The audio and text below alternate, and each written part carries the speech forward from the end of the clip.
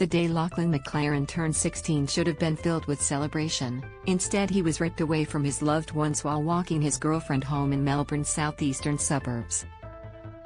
The straight-A student had insisted he'd go to keep her safe, but just minutes into the walk last August, the pair were struck by a white ute. The rented vehicle had been speeding on the wrong side of the Nepean Highway at Mentone.READ MORE. Rapist who dragged woman from bus stop jailedChristopher Henness, 32, was high on ice and unlicensed behind the wheel.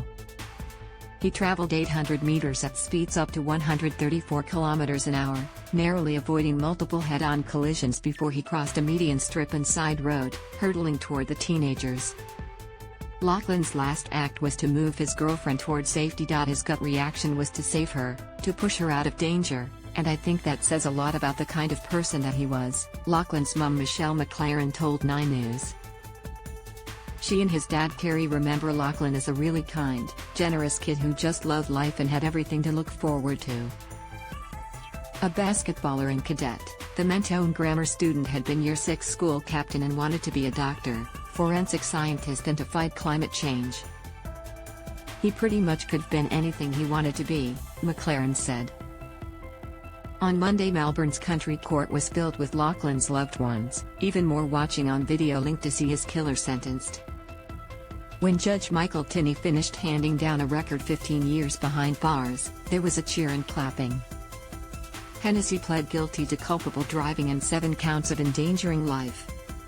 Other than his guilty plea, the court heard had shown no remorse. His license had been suspended multiple times in Queensland and he was a long-term user of cannabis and ice. On the day of Lachlan's death, Henness came close to hitting another 11 people and 7 vehicles. Lachlan's girlfriend was also injured. You were death on wheels, quite literally, Judge Tinney told Henness.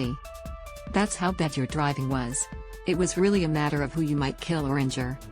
Read more. The rare Aussie $2 coins now worth hundreds. He noted Lachlan, a young man of great promise and potential, should have been blowing out his 16th birthday candles with his family, but instead took his last breath at the crash site. Lachlan's parents were cooking his birthday dinner, but they rushed to the scene after receiving a harrowing phone call. They were unable to believe what happened. I demanded to see who it was under the white blanket, Lachlan's father told 9 News.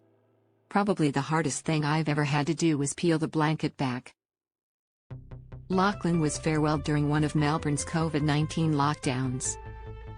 With only 10 people allowed to attend his funeral, thousands lined the streets of Mentone to pay their respects.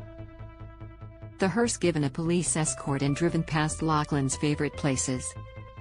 Read more. 2 different venomous snakes found on Sydney property, debunking urban myth. Many also lit candles and stood in their driveways taking part in Light for Lachie a few days after his death.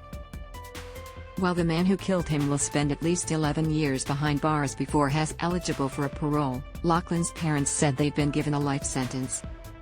Henness was unlicensed when he rented the ute that hit their son. Lachlan's parents have questioned how someone from Queensland was able to rent a vehicle in Victoria with a suspended license.